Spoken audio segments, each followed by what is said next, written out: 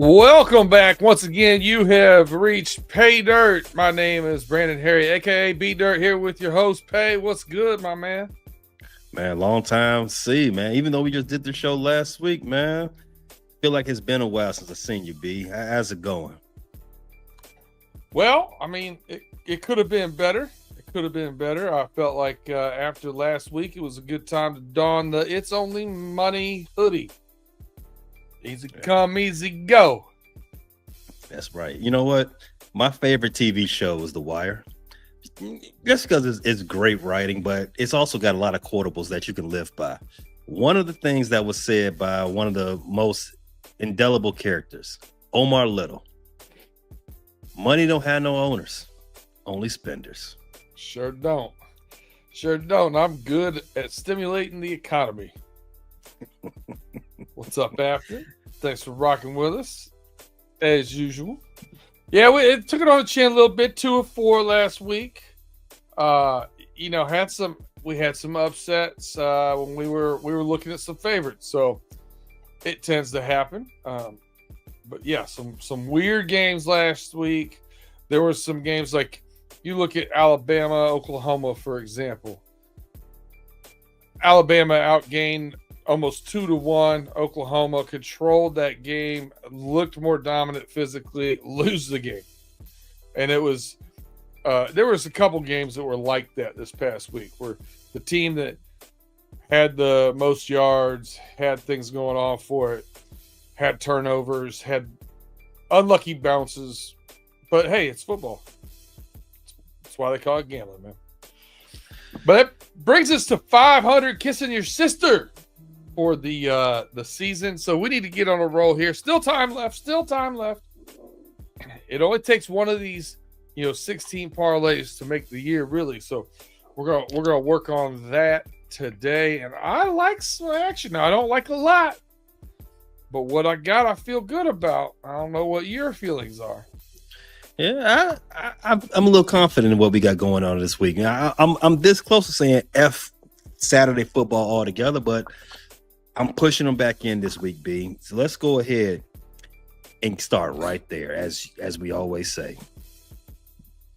with those amateurs. The amateurs. Should you kick it off or should I? Man, it's up to you, really. I mean, I've got one teed up, but if you got one you're interested in, let's go for it. All right, let's start off with the game we talked about backstage. Arkansas is traveling to Texas to play the number 17 team in the nation, the Longhorns. The spread is 9.5 right now, total 58.5. B. Since we both had this one, circled. What's your thoughts on this game? I don't know how to trust Texas, right? They keep winning. When they win, I should say, when they win, they keep winning very close games, overtime, 1-score games, even against bad teams. It's overtime and 1-score games. So it makes me very leery having a 2-score line, even against Arkansas.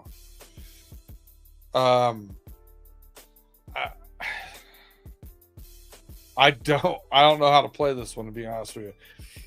I wish it was 10.5. I'd take Arkansas. I might look at buying it up, if anything. But I'm leery on it. What is your thoughts? I actually think this game is going to have a lot of scoring. The first thing that caught my mind was that total, 58.5. So you're looking at maybe, conventional wisdom would say 30-30, 60 points. Both teams give you 30. But I think Texas is going to carry this scoring load here, right? I think that's anybody that's paid attention to these two teams for a little bit thinks that Texas has a better offense, right? And then Arkansas, but Arkansas's offense has been improving as of the last month. Yeah, they scored 42 against Texas A&M. They scored 31 against Tennessee. Scored 35 against Mississippi State. So yeah, they've put some points on the board. And one aspect of this is when you're talking about totals is the defense. I don't think you can trust Arkansas's defense. Me at least. I'm not doing it. And Taylor Green, Arkansas quarterback, I think he's got a little something. Especially this is a rivalry game. Things like this tend to, especially in this rivalry, you tend to see a lot of fireworks. I'm liking the over in this game, B. I know that's kind of garish, with a line with a total that high, 58.5. But I think Texas can go ahead and put 38 on their rival, and Arkansas can give you another 25. What say you?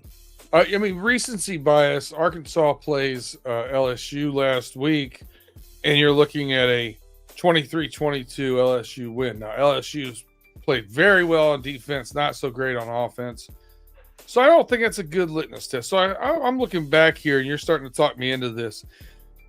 After Arkansas buries Arkansas State, they give up 41 to Ole Miss, 32 to Memphis, 56 to Notre Dame, 34 to Tennessee, 45 to Texas A&M, 33 to Auburn, 38 to Mississippi State. I see a trend of giving up some pretty big scores. I like the over here. You talked me into this one. Arkansas's defense is ranked 120th in the nation in scoring and in total yards allowed. Texas should move the ball fairly easily. B, there's our first agreement this week. Let's go ahead and put that on the slip, man. If you don't mind if I do. I dig it. All right. There's another one that you had in your mind. What say you? ACC. Ooh. Unusual for me to play in this sandbox, but it's been pretty fruitful for me the past couple of weeks. It was one of the ones we hit last week. I got Louisville going to Dallas playing SMU. The Pony Express looking pretty good. I think Louisville's hearing a lot of rumors about their coach. So I think between, the rumors of Jeff Brom, we've heard him tied to other openings in college football. Now we're starting to hear rumblings that the Giants might be interested in interviewing Jeff Brom. The NFL might be interested in this guy. So that's tough for kids to deal with in college, and tack on the fact that a few weeks ago they lost their best player and their running back.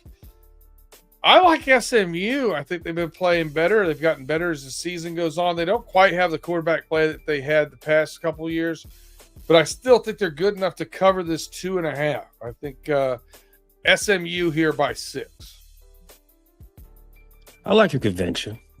It's not one of those games that I was paying attention to, but I'm not very confident in Louisville. Their best win this year has been beating up on Miami, and we all know Miami is pretenders. So yeah, let's talk about it. How about another game from Saturday? Did you have any more, or? I got another one right here in the ACC. Wow, you got a twofer in the ACC? I got a twofer in the ACC. You want to talk about Fugazi? Living dangerous, aren't you? You want to talk about Fugazi?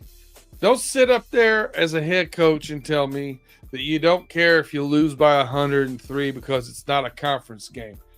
Notre Dame came into Pitt and whooped that tail. Whooped that trick. You start looking at who's Pittsburgh's, what's their statement win this year? Let's see. Would that be NC State? Best team they've beaten. Best team they've beaten, NC State. Get out of here, man. You haven't beaten anybody yet. I don't expect you to beat Georgia Tech. This game's only 2.5 points in Hotlanta. Give me the Rambling Wreck, baby. Nerds by 10. Easy cover. Yeah, I think this is a special season for Georgia Tech. It's a special season for nerds all around football. It's the 80s are really back. Revenge of the Nerds, right? Yeah, Georgia Tech, Pittsburgh. That was an easy call for us last last week. Pittsburgh over Notre Dame. Notre Dame put a very heavy belt across Pittsburgh's backside. It was 37-15, and they're lucky that that's all it was. It should have been more. Mm-hmm. I like this one. I'm going to go with you on this one. There's another one in the ACC this weekend. Notre Dame and Syracuse. Yeah, we are living dangerously all this ACC. A menage a trois here in the ACC. Yeah, man. It's all right. So, excuse me. So with Notre Dame and Syracuse, I expect Notre Dame to put up a lot of points on Syracuse.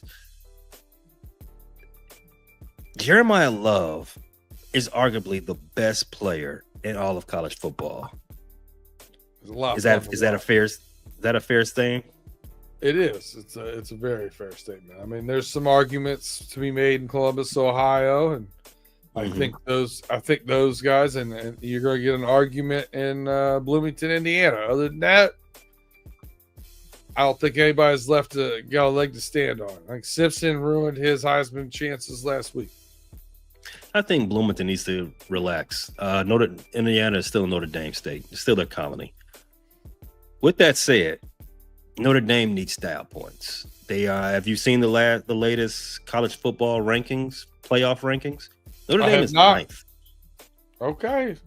Cusp. They are ninth. They don't have many opportunities left. Obviously, they're not in the conference, so they don't have a conference title game to depend on. They have to put up style points. And this is the third week I'm gonna say it. It's that time. Syracuse, not a good defense as well. You will hear that theme a lot this week. Notre Dame's gonna put up points. I got Notre Dame putting up 42 of the 50.5 DraftKings has this game allotted for. Ooh. I'm liking the over for this one too. The only thing that worries me is I can see Syracuse almost get blanked here. I wouldn't be shocked if you saw 42-0 or 42-3 or 42-6. So I like it. I don't know if I love it quite yet. I'm gonna marinate on it. That's okay. That's why we're here to talk these things out. You got any more for Saturday? I got one Big Ten game. You know, there's always something Big Ten related. It's the one I watch the most, so it's normally the one I get after. And we got sweet revenge on this slate in the Big Ten here. Wisconsin's not been playing well, and I know they're at home and they're at Camp Randall, and I know the hook is here at 7.5, but I think Bielema goes back in there where he used to coach. He's got the better team here. He's got more to fight for. I think Illinois wins this one by 14 in Wisconsin. So on my sheet here, well, on my screen, they don't have Illinois, Wisconsin, but I am looking at it on my phone, and it's actually not even listed on DraftKings at all right now. So it's on my DraftKings bet slip. Yeah, so weird. I got it right here. It's right after Nebraska, Penn State. I have Washington, UCLA on my side. So I got Illinois, Wisconsin on mine. Minus 7.5. Minus 7.5. All right, we're just going to keep that one up tight. Remember it for later. All right, my last one I got Big 12. BYU is playing Cincinnati. Cincinnati is a 2.5 point home dog, total 54.5. You know what I saw in this when I looked at this line? I saw that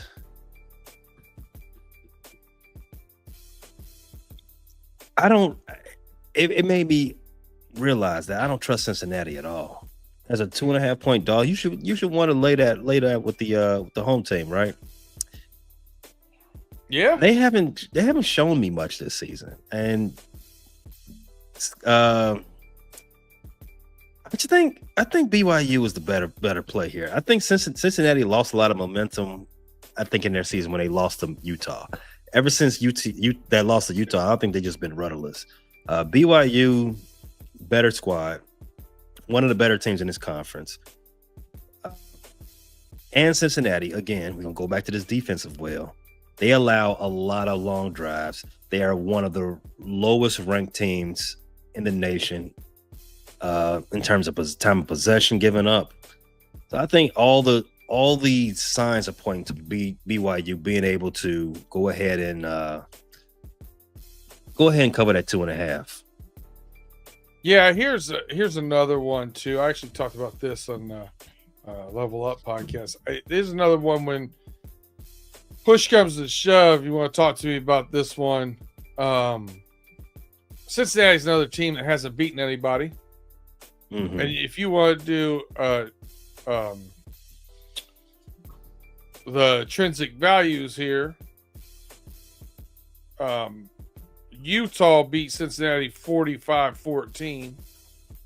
BYU beat Utah 24-21. You know, I like this play too. I like BYU minus 2.5. Love getting under that 3 points there. I'm with you on this one. Yeah, well, we got 5 already for Saturday, man. We pushing up any more. You want to go back to the ACC for anything? No, man. We can just put the Bears in this parlay and just move on. I like your style, man. You know it's coming. Who do they play this weekend? Bears. They play the Pittsburgh Steelers. Mason Rudolph and them boys. I've got a lot of bets coming for that. More of that on the other side of the break. B, tell them what to do.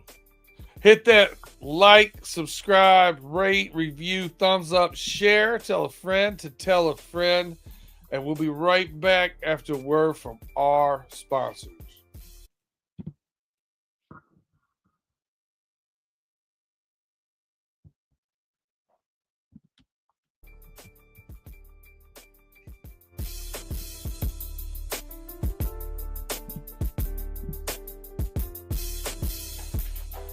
All right, you are back here with Paydirt. We got our college game picks in so far.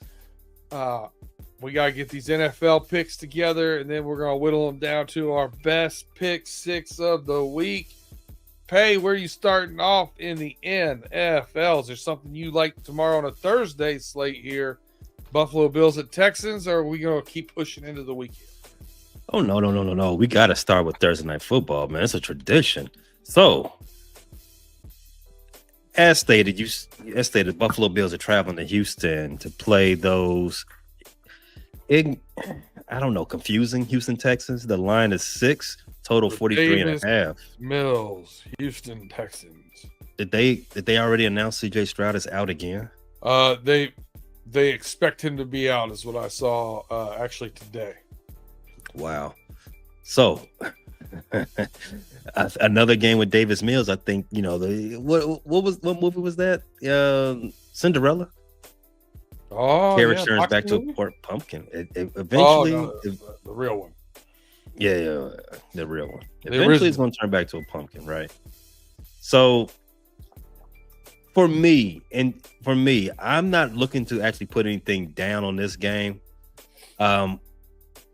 I don't see any value, right? I think Buffalo is a touchdown is a touchdown better than Houston.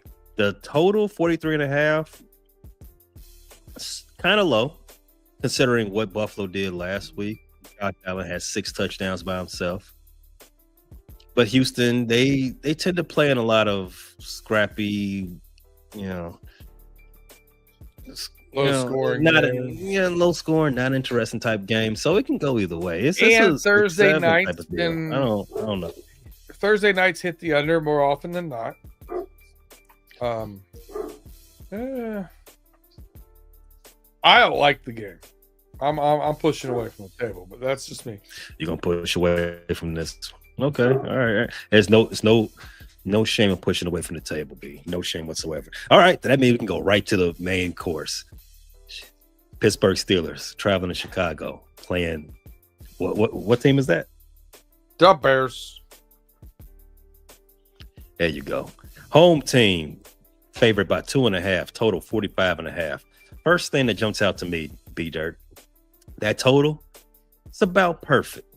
It's about perfect. So I'm gonna stay away from that. The Bears, they average 26.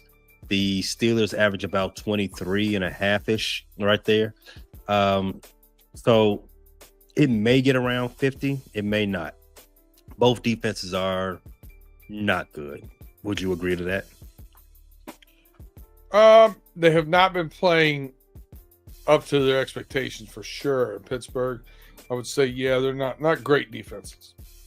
Neither one is great. But as somebody who's been following the Bears all season, when you expect there to be fireworks, they tend to not happen.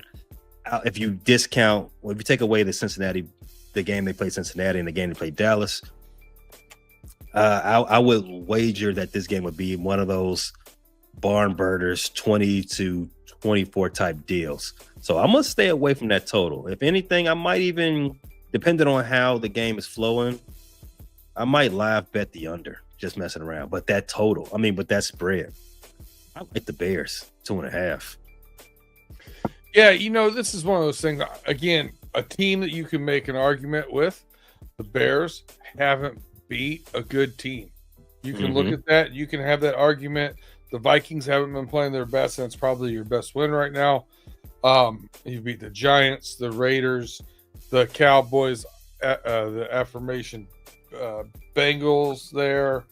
But good news is, I don't think the Pittsburgh Steelers, led by Mason Rudolph, are a good team. There you go. I think the Bears are playing better, and I think the Bears come out here and cover this one. I think it'll be a one-score game, 4 points, 6 points, 7 points, somewhere in there, maybe 8. But I like the Bears to cover. I don't think the Steelers are a good team with their original quarterback, and I hope he does make it so that he can play. Because as our co-host would say, that I'm an ageist. I want my team to be extremely ageist come Sunday. I like it. Violently ageist, if you know what I mean. Jump up and down on the bed. It will make me incredibly happy, almost in a felonious sort of way. What else we got Sunday, B? Well, I know you've been liking the Panthers. You were on them early, but I think the 49ers are starting to get a little more healthy and starting to hit their stride a little bit. CMC has had one hell of a year. I don't think they'll have answers for him. We're starting to see, I think Kittle's about ready to break out a little bit, getting back from injury. The 49ers are favored by 7 points at home against the Carolina Panthers. Now, here's what I want to look at, though. It's minus 115 at minus 7. But if you go into the alternate game lines and look what it is at minus 6.5. Last I checked, it was minus 127. Not a big jump. If you go to their game lines, we'll look at this at 6.5. If it's at that minus 127, yeah, right there to your right. That's what it is. I love that play. I think they win by 7 or more. Give me the half point with very little to pay for it. I'm definitely betting the 49ers minus 6.5. You know what? I think that's a smart play. Because that 7, the hook could be a good thing sometimes, can also be a bad thing. So I think we want to make that our ally this week. For one, you got Carolina flying all the way backwards cross country. Carolina, I've been beating the drum for Carolina for a season now, but they are starting to come back to the pack. As the saying goes, water always finds its level, right? The last couple of games for Carolina, they've been they've been playing like Carolina. San Francisco, they're going the other direction. Hey, I was wrong on San Francisco earlier season 2. I thought San Francisco would be. I thought they were done. I thought it was about time to break up the band. Hey, they're still contending in that division. So again, it's that time of year. You got to start putting serious wins on the board. And sorry, Carolina, you might just be a year early for your story. I like San Francisco to cover that 6.5. I'm with that. I'm on that with you, B. Listen, I agree with you too. The Panthers have improved from last year. I still think they need another year, another good draft, offseason moves to get where they can really compete with some of these teams. The 49ers with John Lynch in the front office and with Shanahan as a coach, I think they're a great 1-2 punch. The culture they've built there, the mentality, what they've been able to do with persevering through injuries, it's very impressive. I like them here, -6.5. So I got a one that caught my eye that I was really confused about here, B. I know you took us over here to Monday Night Football, but let's come back to Sunday. Let's come back because I want to make sure I'm seeing the same thing. Yeah, I'm jumping around too. I still got Sunday left.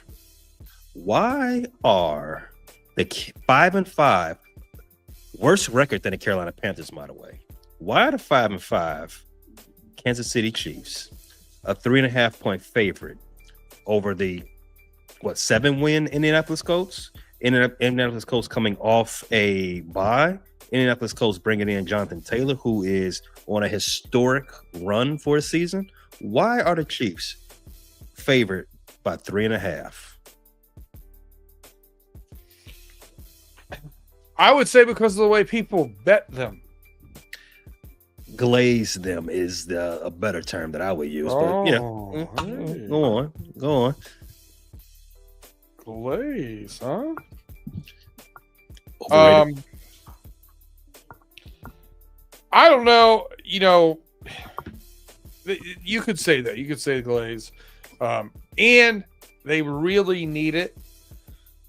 And I think people are still like, all right, well, Danny Dimes is going to Kansas City and playing against Patrick Mahomes. Patrick Mahomes did just have a bad game.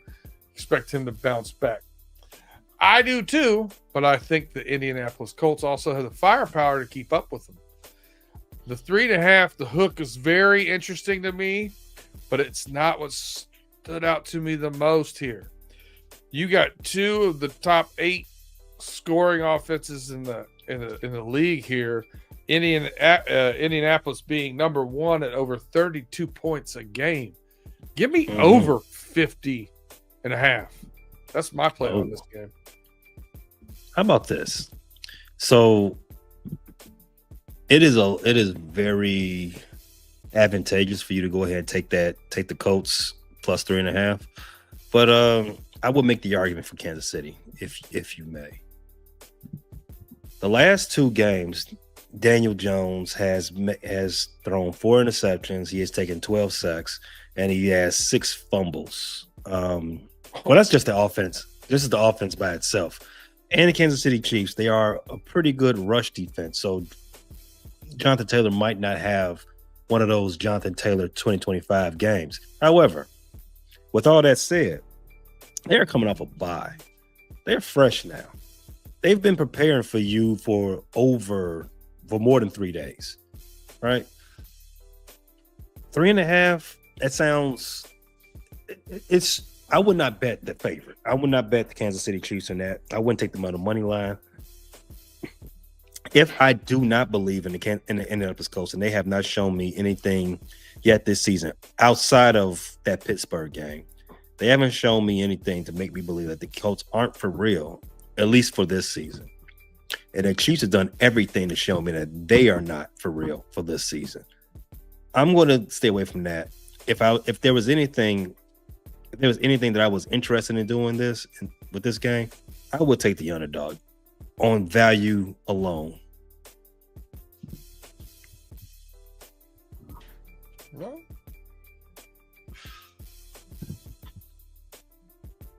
We'll place it. You got any more, or in That's fact, it, man. I'm 3-3 this week. I'm not gonna press it. I'm not gonna push. I'm just gonna play my hand.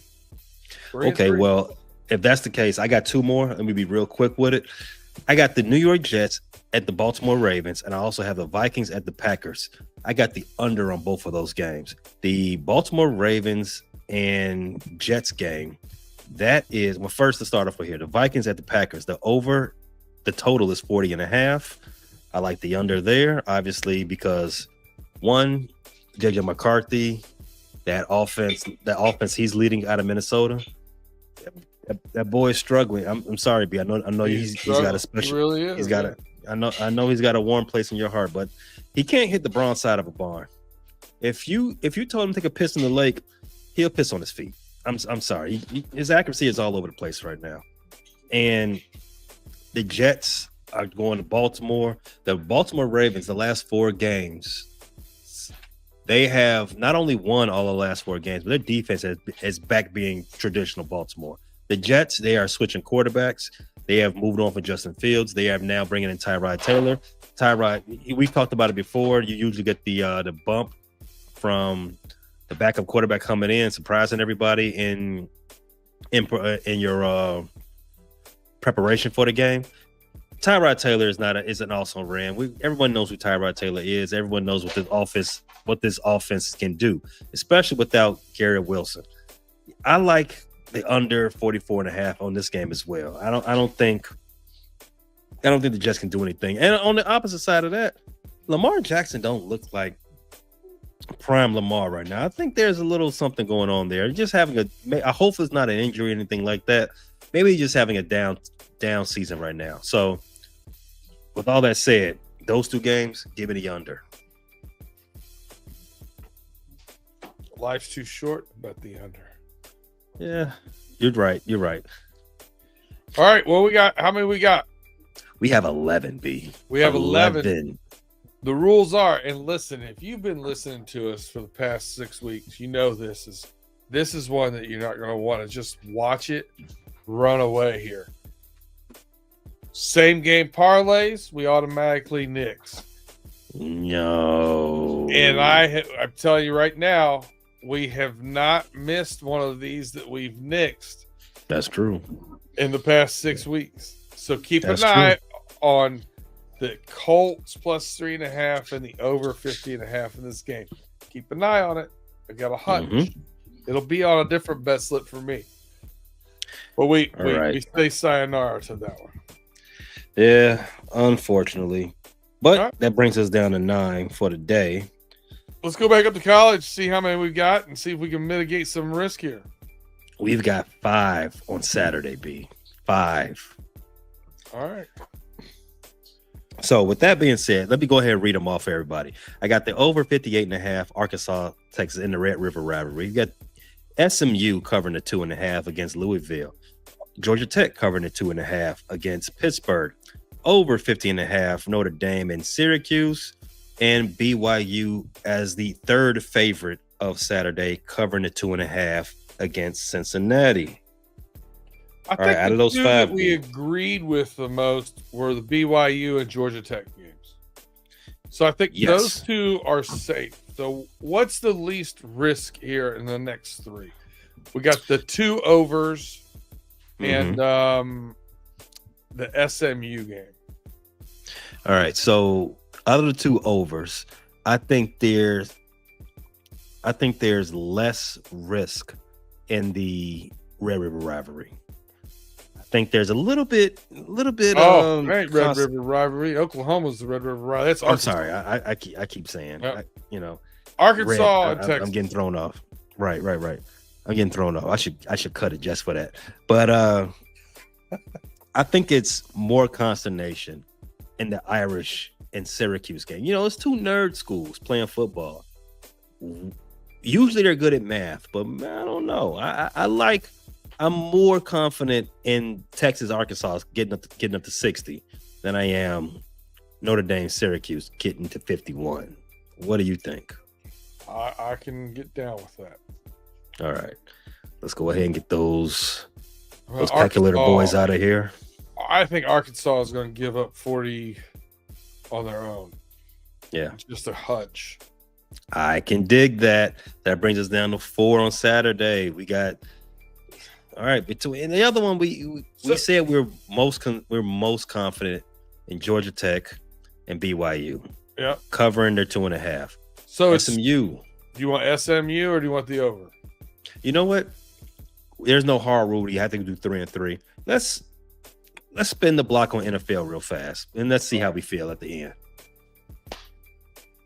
Got the really Bears. Like the Bears. I really like that 49ers. All right. Ooh. Under. Yeah. Oh, I already know. Under 40.5. That's too low of an under. Okay. All right. That's fair. It is playing with a lot of fire there. I'm fine. So that leaves us with the under 44.5 Jets Ravens. And we already said SMU 2.5 up there. Or the over.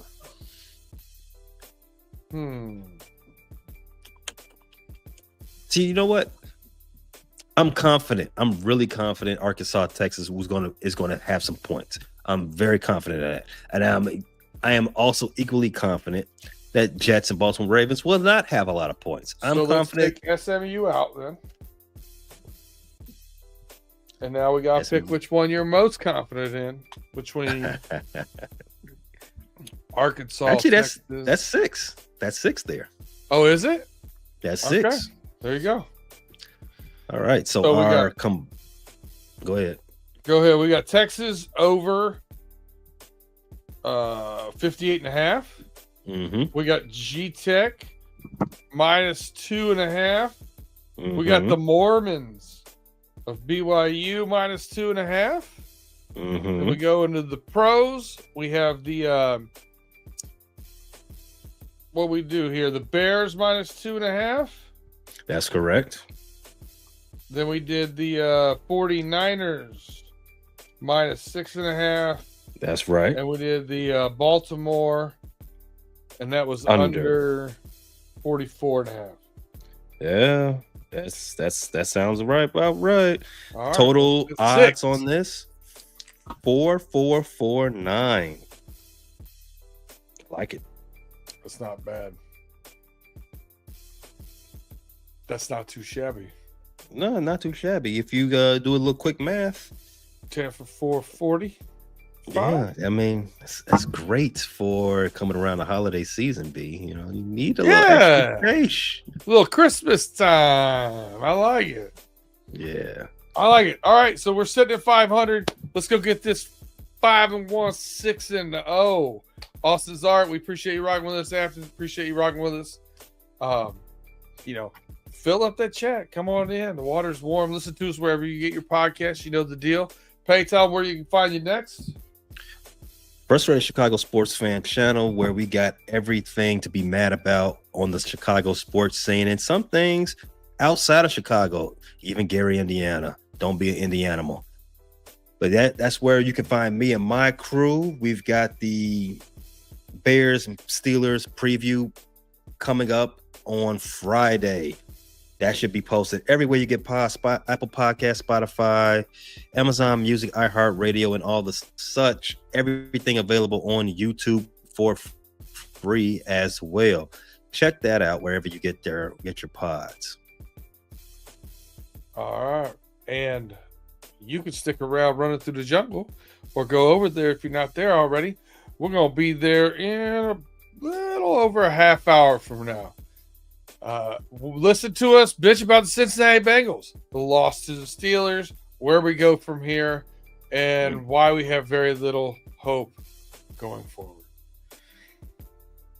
It's been a rough. Joe Burrow's coming back.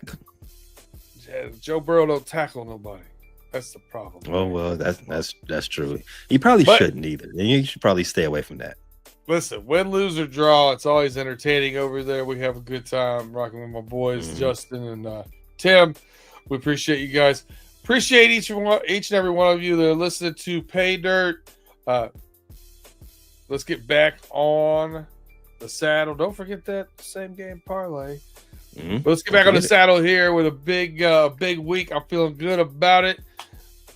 count your money, and then come back next week as we reach Paydirt.